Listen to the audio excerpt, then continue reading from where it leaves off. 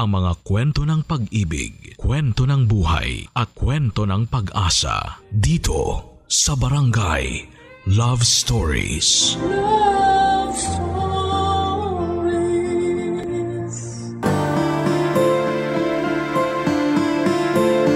May mga bagay tayong pinaghahandaan dahil ito ang gusto nating makita sa dulo ng ating buhay. Mga bagay na pakiramdam natin ay totoong makapagbibigay sa atin ng saya. Ikaw, kabarangay, ano ba ang pinaghahandaan mo na sa tingin mo ay makapagbibigay ng ligaya sa iyo? Dear Papa Dudut, wala namang masamang mangarap. Kahit sabihin pa ng iba na imposible na, ang importante ay kaya mong sabihin sa sarili mo na posible pa. Ako nga pala si Jean, 35 years old. Kabilang ako sa mga babaeng nangangarap na maikasal balang araw. Kahit sabihin pa na lumagpas na ako sa kalendaryo, ay hindi ko pa rin sinusukuan ng pangarap kong makapaglakad patungo sa altar, kung saan ako hihintayin ng lalaking nakatakda para sa akin. Na-imagine ko na nga ang bawat eksena, Papa Dudut. Gusto kong maikasal sa pinakaluma pero pinaka-aesthetic na simbahan sa Pilipinas. Dagdag points kung malapit ito sa dagat para doon na rin ang reception area. Gusto kong maimbitahan ang mga taong naniniwala na makakamit ko ang forever ko. At higit sa lahat ay planado na rin kung ano ang wedding gown na isusuot ko. Meron akong boyfriend na kaedad ko rin, si Ricky, at naireto lamang siya sa akin noong time na sobrang broken ako sa naka-live-in partner ko. Si Ricky ang sumalo sa akin at nagmahal sa akin, Papa Dudut. Kaya nasabi ko sa sarili ko na siya na talaga ang lalaking para sa akin. Boto rin sa kanya ang 60-year-old na nanay ko at best friend / dati kong kaklase na si Leia. Sabi nga nila, anumang oras na ayain ako ni Ricky na magpakasal ay buong buo ang blessing na ibibigay nila sa akin. Kaya naman plinansya ko na lahat ng plano para sa pangarap kong kasal. Hindi pa man din ako inaaya ni Ricky pero malakas ang pakiramdam kong malapit-lapit na ang pagluhod niya sa akin. Para lagyan ako ng singsing sa aking daliri, Papa Dudut.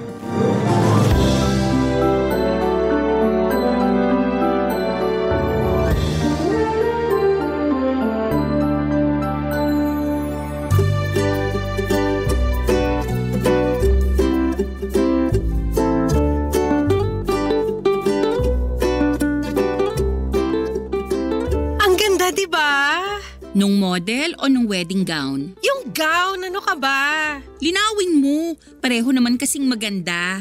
Sa tingin mo bagay sa akin? Yung model o yung gown? Ito naman nakakainis na. Ano bang meron sa gown na yan? Nag-propose na sa'yo si Ricky, no? Ano? Nag-propose si Ricky? Si nanay naman nakakagulat. Biglang pumapasok sa eksena. Ano tong narinig ko na nag-propose na si Ricky? Kailan? Bakit? Makabakit ka naman dyan, Nay? Parang katakataka naman na may lalaki magpo-propose sa akin. So nag-propose na nga sa'yo si Ricky? Saan? Kailan? Bakit? Isa ka pa. Hindi pa siya nagpo-propose. Eh bakit tumitingin ka na ng wedding gown kung hindi pa naman pala siya nagpo-propose? Window shopping? Oo nga. Bakit ka tumitingin ng wedding gown? Naka-sale ba ngayon kaya kailangan magmadali? Walang sale. Nakaramdam lang ako ng lukso ng dugo no makita ko tong wedding gown online. Lukso ng dugo? Anak mo ba yung wedding gown na yan? Si nanay naman eh. Gets nyo na yun. Unang kita ko pa lang sa gown na to, alam kong siya na. Hindi ko na to papakawalan pa. Dahil ang wedding gown na ganito minsan lang darating sa newsfeed mo. So bibilin mo na? Ipapabili ko kay Ricky. Hindi pa nga nagpo-propose sa'yo si Ricky, tapos pabibilin mo na agad siya ng gown? Girl, singsing muna ang dapat na inaatupag niya, no? Tama si Leia. Singsing ang dapat inuuna ni Ricky. Yang gown, saka na yan kapag ikakasal na talaga kayo. Bakit kasi mauuna yung singsing? Bakit hindi pwedeng wedding gown muna? Yun nga ang mas nakikita sa mismong kasal kaysa sa singsing. Yun ang makikita ng mga bisita. Yun ang unang pupurihin. Hindi ka pa nga inaaya ni Ricky na magpakasal. Ang advance mo masyado. Iniisip mo na agad kung paano pupurihin ng mga bisita yung wedding gown mo. Basta malapit na rin naman mag-propose si Ricky sa akin. Ramdam ko. Dahil na naman ba yan sa lukso ng dugo? Kanina pa lumulokso yung dugo ko sa'yo, Jean. Nakaka-high blood ka ha? Bakit ba ayaw niyong magtiwala na magpo-propose sa akin si Ricky? Bakit ayaw niyong maniwala na may susuot ko rin tong gown na to? Ang hirap kasing pangunahan si Ricky. Ganito na lang. Abangan mo muna ang proposal bago ka ma-obsess dyan sa wedding gown na yan. Basta. Ipapabili ko tong gown na to kay Ricky. Sure na ako rito. Ito talaga ang gusto ko. Masyado kang maligalig ngayon. Sa mga susunod na araw, linggo o buwan, baka makahanap ka pa ng mas magugustuhan mong gown. Hindi na, Nay. Ito na talaga yung gusto kong gown. Wala na makakapagpabago sa isip ko. May message ko na yung nagbebenta nitong gown. Pinapareserve ko na. Wow! Ang lakas ng pananalig mo kay Ricky na aayain ka talaga niyang magpakasal ah. Magkano ba yung gown na napupusuan mo, ha? 75,000 pesos. Tax-free. 75,000? Tax-free? Pwede na yung panghanda Makakain mo ba yung gown, Jean? Bakit pa ang kontrabida nyo today? Sulit naman ng 75k sa ganda ng gown na to Isang beses mo lang namang magagamit yung gown na yan. Sayang ang 75k! Unless gagamitin mo tuwing Sabado para mamalengke. Sumama ang loob ko sa pagiging nega ni Nanay at Lea tungkol sa gown ko. Hindi ko na lang pinahaba pa ang usapan dahil baka mausog pa nila ang pangarap kong wedding gown. Binago ko na lamang ang usapan at mabilis lang naman nilang nakalimutan ang tungkol sa presyo ng gown. Pero nasa isip ko pa rin ang tungkol sa gown na yon, Papa Dudut. Aaminin ko medyo naging nega na rin ang pag-iisip ko. Lalo na tungkol sa pagpo-propose ni Ricky sa akin. Paano nga ba kung hindi mag-propose si Ricky? Noong gabing yun ay panayang bantay ko online para sa wedding gown na yon. Natatakot ako na baka may mag-mine o kahit nga yung magtanong lang ng presyo ng gown ay kinakabahan ako. Baka maunahan ako. Nape-pressure tuloy ako kung paano at kailan magpo-propose si Ricky para ma-reserve ko na yung gown. Kaya naman gumawa na ako ng paraan para mapabilis ang proseso ng lahat, Papa Dudut. Inaya ko mag-dinner si Ricky pagkatapos ng mga trabaho namin. Walang hiya-hiya na sinabi ko sa kanya na may gusto akong wedding gown. Doon pa lang ay nakita ko na pinagpawisan na siya. Kinabahan ako sa pwedeng maging sagot niya pero pinagpatuloy ko ang mga gusto ko pang sabihin. Sinabi ko sa kanya na agahan na niyang mag-propose kasi baka mabili na yung pangarap kong wedding gown. Pinakita ko yun sa kanya pati na rin yung message ko sa wedding shop na yon. Nakailang beses siyang nasamid kahit wala naman siyang kinakain o iniinom. Pinagpatuloy ko pa rin ang pagkukumbinse sa kanya. Nakipagkasundo ako na kahit wag na niyang bonggahan ang engagement ring na bibilhin niya. Okay na nga ako kahit stainless steel lang basta ilaan na lang niya ang pera para sa wedding gown. Hindi ko tinanggal ang pagkakangiti ko kay Ricky. Pero kabaliktaran naman yon sa kanya. Hindi siya makatingin sa akin ni makangiti ay hindi rin niya magawa. At nang gabing yon ay hinawakan niya ang kamay ko para makipag-break sa akin, Papa Dudut.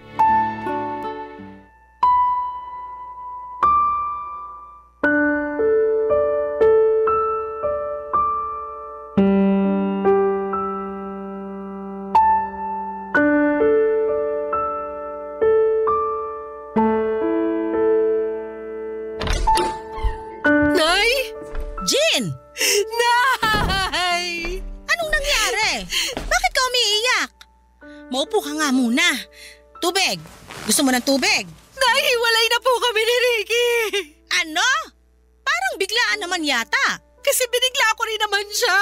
Nako, wag mong sabihin. Sabi ko sa kanya na mag-propose na siya bago pa mabili ng iba yung wedding gown na pangarap ko. Ay, anak naman. Na-pressure ko ata siya masyado. Kasi hindi na siya makatingin sa akin noon. Tapos hinawakan niya yung kamay ko. Akala ko yun na eh. Akala ko magpo-propose na siya pero sabi niya, mag-break na lang kami. Kasi nga pinilit mo siya mag-propose. Hindi. Kasi pinilit ko siyang bilhin yung wedding gown. Ang mahal naman kasi nung wedding gown na yun, anak. Hindi lang naman dahil sa presyo ng wedding gown yun, Nay. Halatang hindi pa siya ready na pakasalan ako. Wedding ganon. O talagang nape-pressure lang siya sa presyo ng gown? Alam mo naman na may mga lalaki na sumasama ang loob kapag hindi nila nabibili yung gusto ng nobya nila. Sinabi ko naman sa kanya na pwedeng hati na lang kami sa gasto sa gown. Sinabi ko nga sa kanya na nakapag-down na ako ng 5K sa gown eh. Nag-down ka? Just lang yun, Nay. Para ma-pressure na siya. Para wala na siyang kawala. O para wala nang kawala yung wedding gown mo? Pareho! Kaso siya naman tong kumawala sa relasyon namin. Nasaktan ako sa hiwalayan yun ni Ricky. Alam mo namang napamahal at nasanay na rin ako sa kanya. Pero sana anak, alam mo rin yung mali mo. Dapat ba humanap na lang ako ng mas murang gown? Dapat hindi mo siya pinressure. Walang napapala ang mga taong nagmamadali. Madalas, natitisod sila at nasusugatan. O, tingnan mo nangyari sa'yo ngayon. Okay na rin ako, Nay. At least nalaman ko na habang maaga pa. Hindi naman talaga siya ready para sa akin. Nabigla lang yon. Bigyan mo lang ng ilang araw. Baka makipag-ayos na rin siya at malay mo, baka maisip niya mag-propose na rin sa'yo. Malay mo lang yon, ha? Ayaw kitang umasa. Hindi na po yan mangyayari, Nay. Klaro niyang sinabi sa akin na hindi pa siya handang magpakasal. May mga tao naman kasi talaga na hindi agad-agad magiging ready magpakasal. At sinabi rin niya na hindi ako ang babaeng handa niyang pakasalan. Teka, ibang usapan na yan. Ilang beses kong pinaulit sa kanya yung mga salita niya. Baka kako namamali lang ako ng interpretasyon, pero hindi. Parehas kami nang naiisip. Hindi niya ako gustong pakasalan. Ako lang kasi yung available sa ngayon. Malas ko kasi ginawa lang niya akong option. I'm sorry, anak. Akala ko naman totoo na yung pagmamahal niya sa'yo. Akala ko rin, Nay eh. Akala ko rin. Nay, may 5K ka ba dyan? Para saan? Ipi-PM ko na yung siya para makapag-down na ako sa wedding gown ko. Kahit wala si Ricky, bibiling ko pa rin yung pangarap kong gown. Anak, masyadong mataas ang emosyon mo ngayon. Palipasin mo muna. Nadadala ka lang ng lungkot mo. Pingin na ng 5K, Nay. Please. Saka na kita bibigyan kapag may lalaki nang nag-propose sa'yo. Nasaktan ako sa huling sinabi ni Nanay Papa Dudut. Alam kong napikon na rin siya dahil sa mga iniisip ko. Bakit nga naman ako bibili ng wedding gown kakagaling ko lamang sa hiwalayan. Hindi ba dapat ang una kong inaatupag ay magpaganda, magpagupit at mag-reband. Bumili ng mga sexy na damit at kumain ng matatamis na tsokolate. Yun naman ang proseso sa hiwalayan, hindi ba? Pero bakit gusto kong dumiretso agad sa wedding gown? Tama nga siguro si Nanay, baka masyado ko lang pinapairal ang emosyon ko. Nagpa-deliver na lamang kami ng chicken wings at ice cream. Sabay naming nilantakan yon habang binabash si Ricky. Kahit papaano ay gumaan naman ang loob ko sa mga kapintasan na napansin namin sa kanya, Papa Dudut. Pero hindi ko pa rin matanggal sa puso ko ang pagmamahal ko para sa kanya. Halos 3 taon din kaming magkarelasyon. Akala ko ay siya na. Payapa ang loob ko sa kanya. Marami kaming pinagkakasundo ang dalawa. Bibihira kaming mag-away. Mature kaming pareho at hindi ako tinutoyo mula noong siya ang nakarelasyon ko. Kaya ganoon ako kakampante na okay kaming dalawa, Papa Dudut. Hindi kasi kami naging toxic sa isa't isa. Pero nagkabukingan sa totoong intensyon niya sa akin nang mapadaanan ko ang topic tungkol sa pagpapakasal. Doon pala lalabas ang katotohanan. Hindi naman niya ako ganong kamahal para idala sa altar. Ang sakit noon na mapakinggan sa isang lalaki. Lalo na sa isang katulad kong lagpas na sa kalendaryo ang edad. Gusto ko na rin namang maikasal pero bakit parang pinagkakait pa yon lalo sa akin. Hindi na muling nagparamdam pa sa akin si Ricky. Blinak na rin niya ako at ang mga mutual friends namin sa Facebook. Para siguro'y wala na kaming maging koneksyon sa isa't isa. Nasaktan ako roon dahil parang tinapon niya lamang ang ilang taon naming pinagsamahan. Pero ano pang magagawa ko kung hindi naman kami parehas ng nararamdaman ng mga panahong yon. Papa Dudut. Barangay Love Stories. Barangay Love Stories. Papa Dudut, sa pagdaan ng mga araw matapos ang hiwalayan namin ni Ricky ay wala akong ibang ginawa kundi ang sisihin ang sarili ko sa mga desisyon ko sa buhay. Lalo na sa mga lalaking pinili kong mahalin. Tulad ng iba na kagagaling lamang sa hiwalayan ay hinayaan ko lamang ang sarili kong malugmok sa lungkot at sakit. Hindi ako lumalabas ng bahay at madalas lamang akong nakakulong sa kwarto kapag wala akong trabaho. Panay ang nood ko ng mga malulungkot na pelikula lalo na yung mga tungkol sa hiwalayan. Sa ganung paraan ay matatanggal ko sa puso ko ang mga nakabarang sakit. Inuubos ko na talaga lahat ng sakit na nafe-feel ko sa puso ko. Ganon kasi ako mag-move on.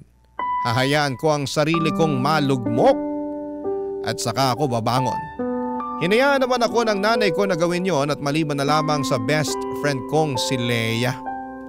Magkaiba kasi kami ni Leia.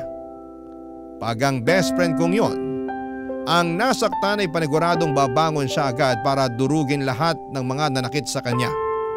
Hindi man niya madurog ang mga taong yon pero sisiguraduhin niyang makikita nila na nakaahon na siya kaagad. Ma-pride kasi si Leia, Papa Dudut. Ayaw niyang nakikitaan siya ng kahinaan. Kaya ayaw din niyang makita yon sa akin. Gustuhin ko mang itago sa kanya ang pagkabigo ko, mabilis lamang niyang napansin yon. Lalo na sa trabaho ko. Magka-opisina rin kasi kami ni Leia at minamatsagan niya ako sa tuwing nadadown ako sa pagiging sawi ko. Napansin din niyang naapektuhan ang trabaho ko dahil doon. Kaya naman minabuti niyang kausapin na rin ako, Papa Dudut. Hindi ko naman minasama yon lalo't kailangan ko rin naman ng mag-uuntog sa akin para maintindihan kung hindi pwedeng lagi na lang akong malungkot, Papa Dudut.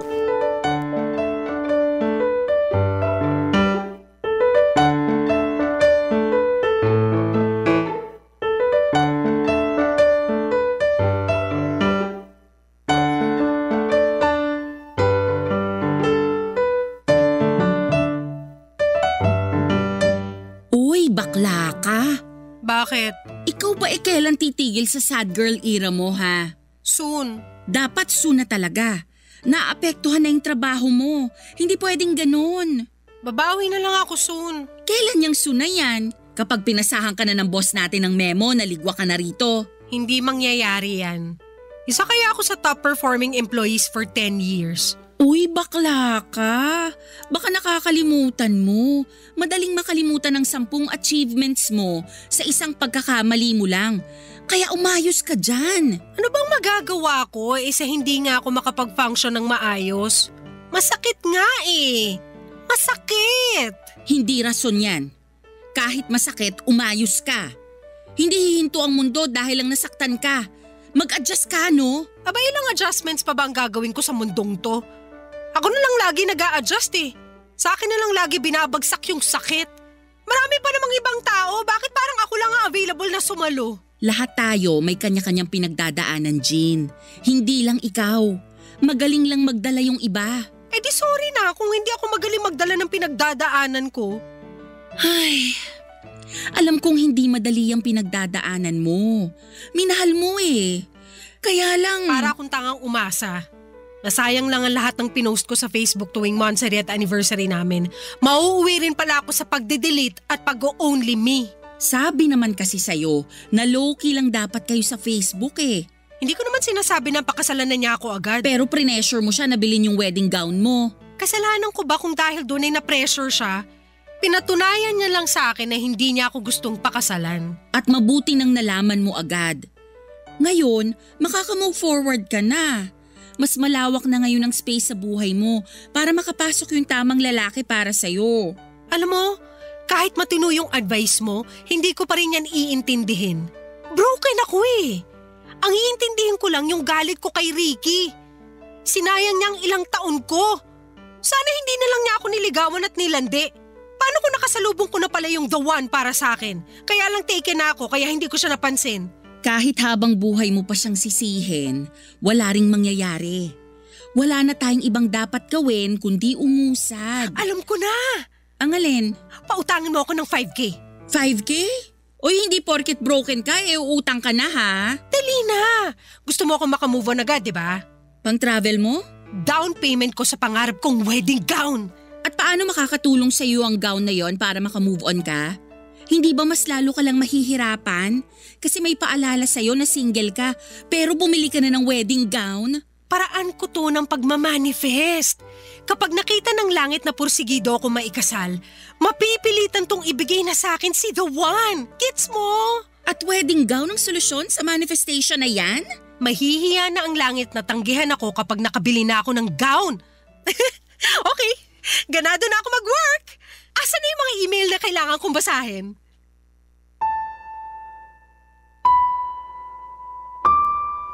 Napapailing na lamang si Leia sa naisip kong gawin, Papa Dudut, pero dahil nakita niyang bumalik ang sigla ko sa pagtatrabaho, nag-bank transfer na siya ng 5K para sa down payment ng wedding gown ko.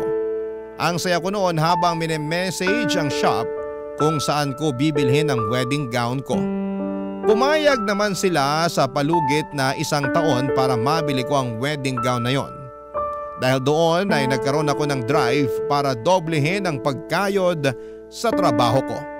Lahat ng OT ay pinapatos ko noon.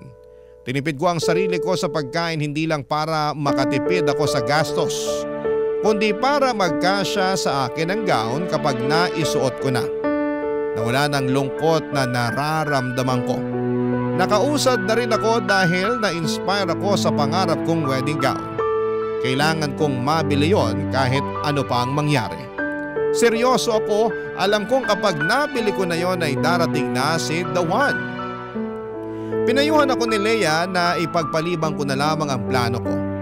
Dahil baka may makita pa raw akong mas magugustuhan kong gown at kapag nangyari yon ay baka kasama ko na rin ang the one ko. Baka nga raw yung the one ko pa ang bumili ng wedding gown ko para sa akin pero kinontra ko yon. Sinabi ko sa kanya na kaya ko namang bilhin ang gown na pangarap ko. Paghihirapan ko yon at hindi ko iaasa sa kahit na sinong lalaki dahil ako naman ang magsusuot noon. Ako naman ang may pangarap doon. Hindi na ako sinagot pa ni Leia at hinayaan na lamang ako basta lang daw maging okay ako at masaya. Tatanggapin na lang niya ang kabaliwang ko. Bukod kay Leia, pati si nanay ay hindi rin ganon kaprobado sa plano ko. Lalo't noong nagsimula na akong magdoble kayod ay nag-alala na siya para sa kalagayan ko. Lagi na lang kasi akong puyat, pagod at nangangayayat, Papa Dudut.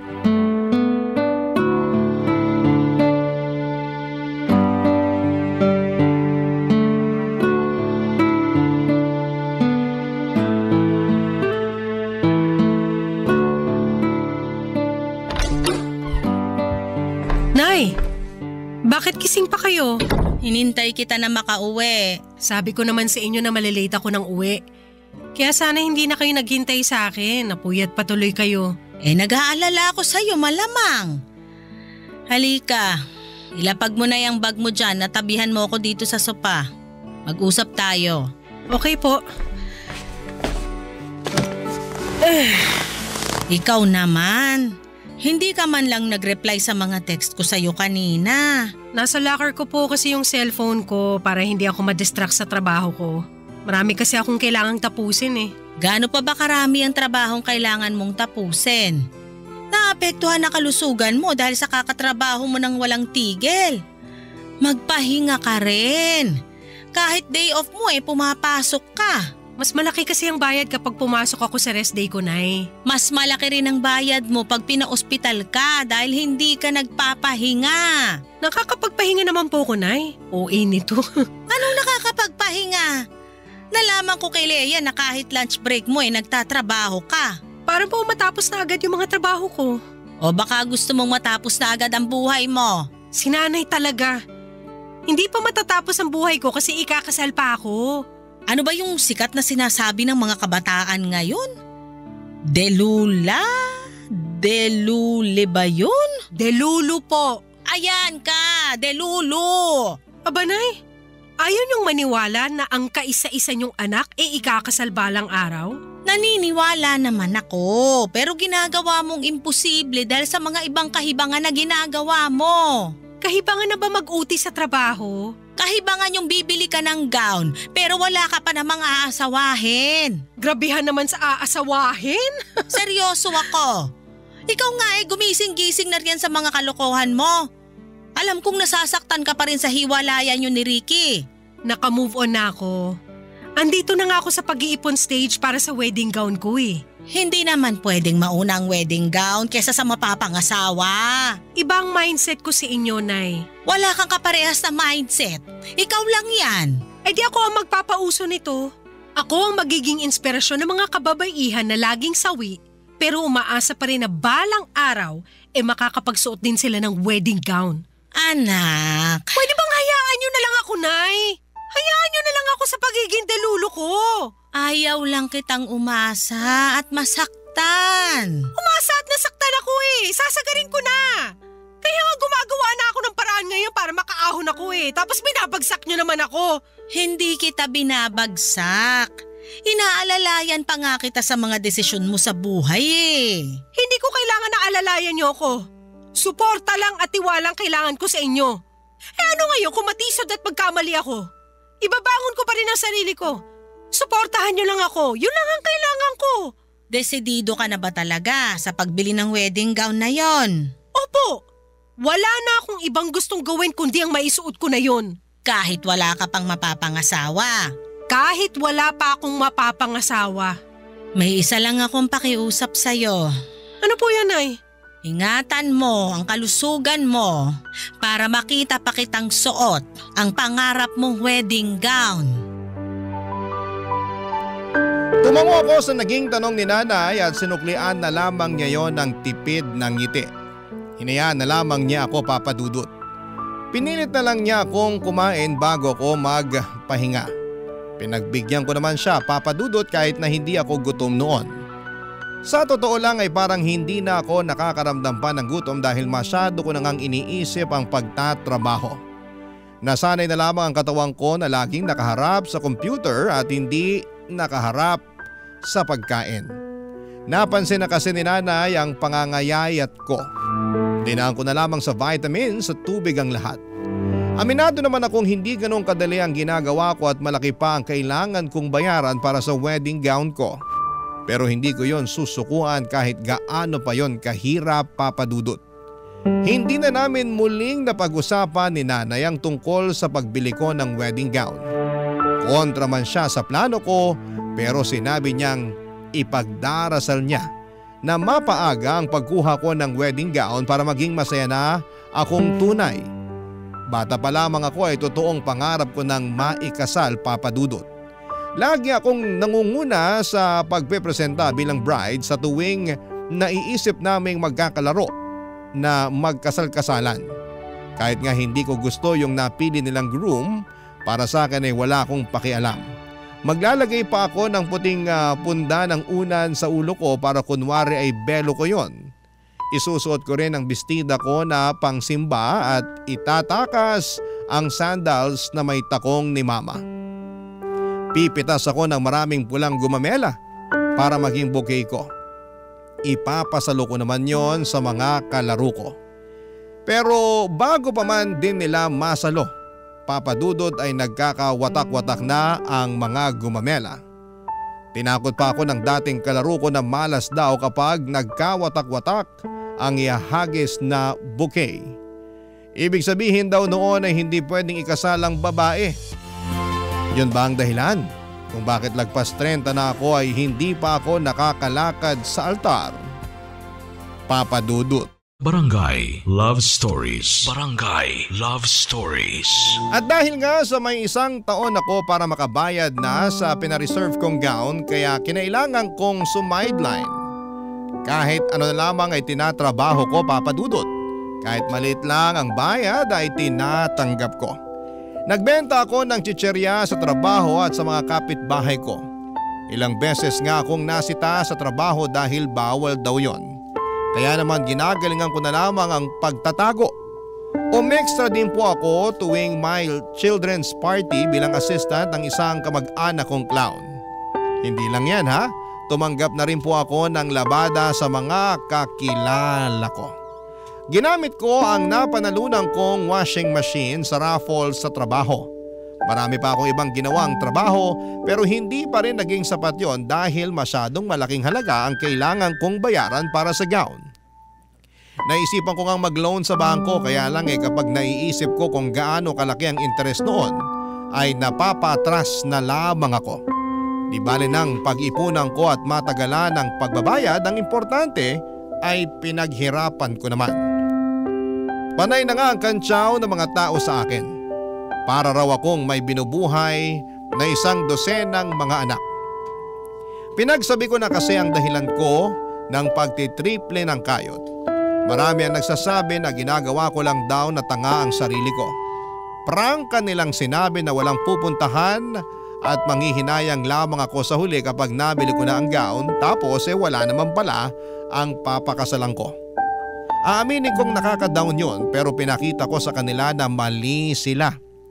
Naisip ko na isa lang sila sa mga hadlang para makamit ko ang mga pangarap ko. Pinadala lang ang mga kontrabidang ito ni Lord para subukin kung hanggang saan aabutin ang pasensya at kagustuhan kong mabili ang pangarap kong gown. At higit sa lahat ay ito ang sukat at basihan ni Lord kung handa na ba ako sa ibibigay niyang lalaki na papakasalan ko balang araw. Hindi ko yun susukuan kahit magkamatayan pa, Papa Dudut.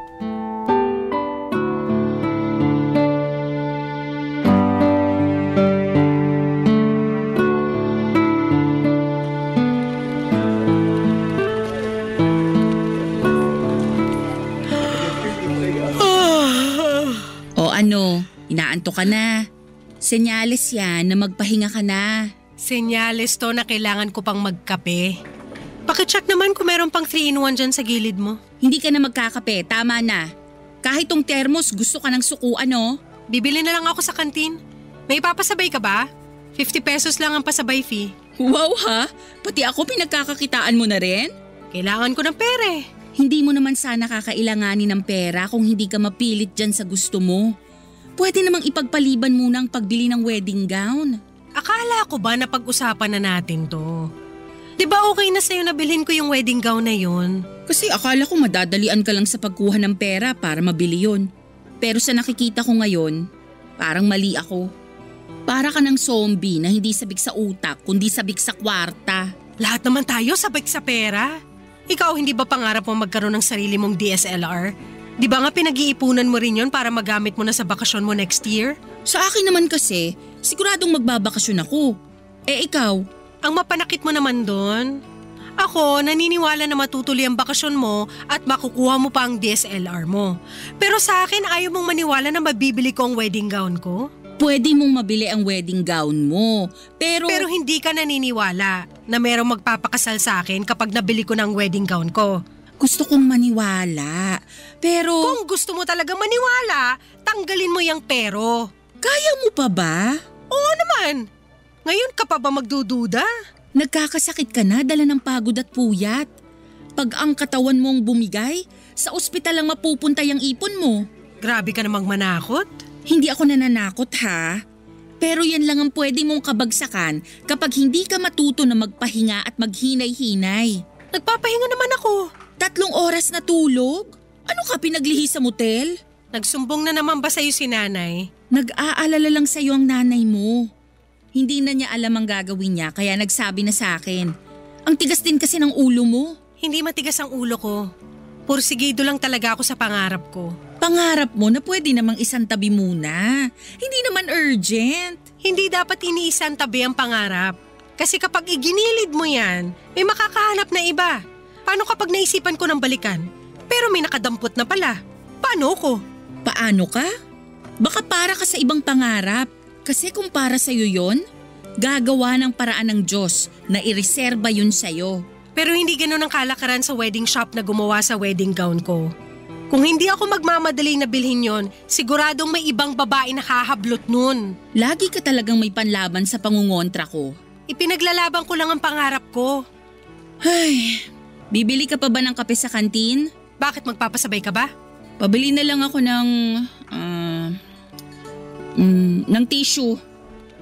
Oh, etong 500 pesos. Wala ka bang barya? 15 lang isang rolyo ng tissue eh. Susungitan na naman ako ng tindera sa kantin nito. Keep the change na. Hoy! Bakla? Seryoso ba? Gusto kong makatulong sa pangarap mo. Ayan ha, bayad na ako sa pasabay fee. Ngumiti sa akin si Leia habang nangingilid ang mga luha ko sa mata. Hindi ako makapaniwala na pwede pa rin pala akong pakitaan ng suporta ni Leia kahit na ilang beses na niya akong kinontra. Nagmadali na akong pumunta sa kantin para bumili ng kape at tissue.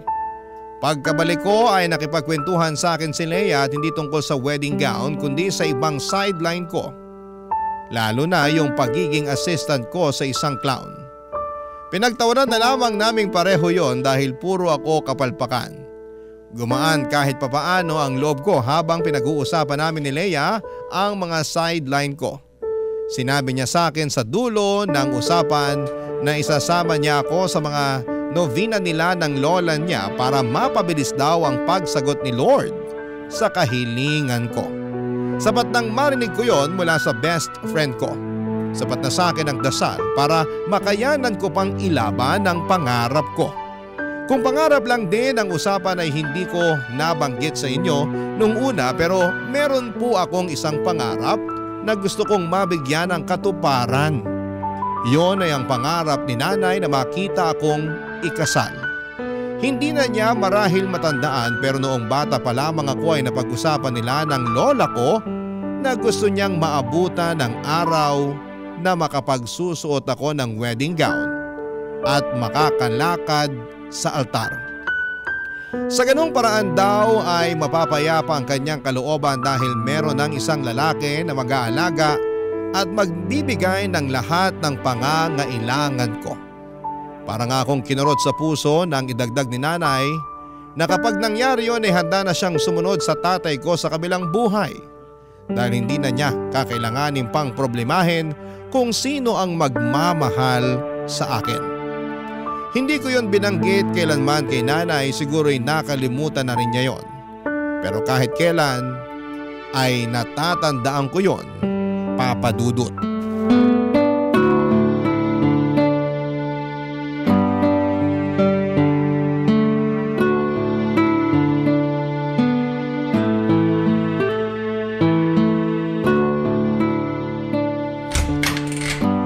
Anak, pwede bang pumasok sa kwarto mo? Sige lang, Nay. Kanina pa nagsisimula ang balita sa TV. Ayaw mo ba akong samahang manood? Pass muna ngayong gabi. Hindi pa ako tapos mag-budget eh. Gabi-gabi ka na lang nagbabudget ah. Ilang gabi ka nang hindi updated sa mga showbiz happening. Ipahinga mo muna ang utak mo sa pera. Halika muna ron sa sala. Sunod na lang ako. Yan din ang sabi mo nung isang gabi. Pero natapos na yung balita, hindi ka pa rin sumunod. Importante kasi to, Nay. Medyo nalihis ng konti yung ipon ko eh. Kailangan ko idiretso ulit. Akala ko ba nasusunod mo ng maayos yung budget mo? Nalihis nga po kasi nung nagkasakit ako. Napabili tuloy ako ng maraming tissue, salabat, mga gamot para sa ubod sipon. Tapos niresetahan pa ako ng doktor ko ng vitamins para sa dugo. Yan naman kasi ang sinasabi ko sa'yo, diba? Hindi ka kasi marunong magpahinga. Imbis na hindi nalihis ang ipon mo, ayan tuloy, napunta lang sa gamot. Pasalamat pa rin po ako na hindi ako na ospital. Gamot lang sapat na. Natawa ka pa. Kapag hindi ka pa tumigil sa kakangarag sa katawan mo, sigurado akong dextrose na makakaharap mo. Huwag mo namang ipagdasal na, ikaw talaga. Ay, paano na yan? Kaya ko itong ayusin, Nay. Kalma ka lang dyan. Magkano lang naman yung nabawas? Tsaka sa linggo, may e-extrahan ulit ako na children's party. Doon na lang ako babawi. Pero sa linggo na rin ang birthday ng tatay mo. Baka lang nakakalimutan mo. Ay, oo nga! Ay nako, nakalimutan mo nga. Kung nasaan man ang tatay mo ngayon, nagtatampo na siya sa'yo. Ganito na lang, Nay. Ikakain ko na lang siya ng cake sa birthday party. Doon ko na lang isa-celebrate. Sumama ka na lang din kaya. At least makakatipid tayo kapag nakigamit tayo ng birthday party ng iba. Hey, kung ano-ano naiisip mo. Maiintindihan naman ni tatay kung hindi tayo makakapag-celebrate ng birthday niya sa linggo. Isang birthday lang naman yun. Yearly naman nakakapag-celebrate tayo. Maliban ngayong taon. Maiintindihan ako ni tatay. Alam niya na may pangarap ako na gustong matupad. Alam niya kung bakit ko kailangan gawin to. Ay, alam mo ba, nung magnobyo at nobya pa lang kami ng tatay mo, pinangako niya sa akin na bibilan niya ako ng napakagandang singsing. Yung singsing daw na pang prinsesa. Hindi ko po alam yung kwento na yan Ewan ko ba, dahil sa tagal na rin siguro kaya nakalimutan ko na. Naalala ko lang bigla dahil sa pagiging porsigido mo na mabili yung pangarap mong wedding gown. Naalala ko sa iyo ang tatay mo. Parehas talaga kayo. Tapos na anong sunod na nangyari sa kwento ni tatay tungkol sa singsing? Mula nung nakita niya yung singsing na narimata sa sanlaan, kung ano-anong trabaho na ang pinasok niya. May kamahalang kasi yung singsing. Antigo ata. Nagbebenta siya ng taho sa umaga bago pumasok sa trabaho niya ng 10:00. Nagbebenta rin siya ng yosi at candy sa trabaho niya. At sa gabi, nagbebenta siya ng balot at yosi. Tuwing day off niya, sinasamahan ko siyang magbantay ng mga itik ng tsuhin niya. Ilang buwan niyang ginawa yon. At nabili niya yung singsing? Hindi. Sayang naman po ang effort ni tatay. May nakabili na kasi nung singsing. Naunahan siya. Yan ang sinasabi ko Kaya kailangan magmadali. Kapag gusto, gumawa agad ng paraan. Gumawa naman ng paraan ng tatay mo. Kaya lang, baka hindi para sa akin yung singsing na yon. Pero pangarap ni tatay na mabili yun para sa'yo. Oo, pero alam mo ba, makalipas ang ilang buwan, nakakita kami ng singsing na pareho naming nagustuhan. Hindi pang prinsesa tulad ng una niyang plano. Pero nagustuhan ko yon at bumagay sa mga payat na daliri ko. At binili na po ni tatay yon? Nabili pa niya sa mas murang halaga. Ay, at doon na rin niya ako inayang magpakasal. Gamit ang singsing na yon. Gamit ang pagkakataong yon. Aww, ang sweet ni tatay. Sana all. Minsan talaga, hindi bibigay ng Diyos ang plano natin dahil meron siyang hinandang mas magandang plano para sa atin. Parang alam ko na kung saan papunta tong usapan. Na ayaw ni Lord yung plano ko na bilhin yung wedding gown, tama ba? Hindi ko alam ang plano ng Diyos. Siya lang ang nakakaalam nun. Ang alam ko lang ay ang plano mo. At susuportahan pa rin kita sa plano na yan. Bahala na kung saan ka makarating pagkatapos niyan. Salamat, Nay. Kaya, binibigay ko na sa iyo ang singsing na binili ng tatay mo para sa akin. Ang engagement ring ko. Ibenta mo to, anak. Makakadagdag din ito sa ipang bibili mo sa pangarap mong wedding gown. Kunin mo na. Pero Nay, bigay sa'yo ni tatay to. Pangarap niya to noon. Natupad naman na ang pangarap naming pareho ng tatay mo. Ang ikasal gamit ang singsing na yan. Ayos na ako ron. Sigurado rin akong ayos na ang tatay mo sa naging kwento namin noon. Kaya ipapasa ko na sa iyo ang singsing na to para magamit mo naman sa pangarap mo. Inabot sa akin ni nanay ang engagement ring niya na binili ni tatay.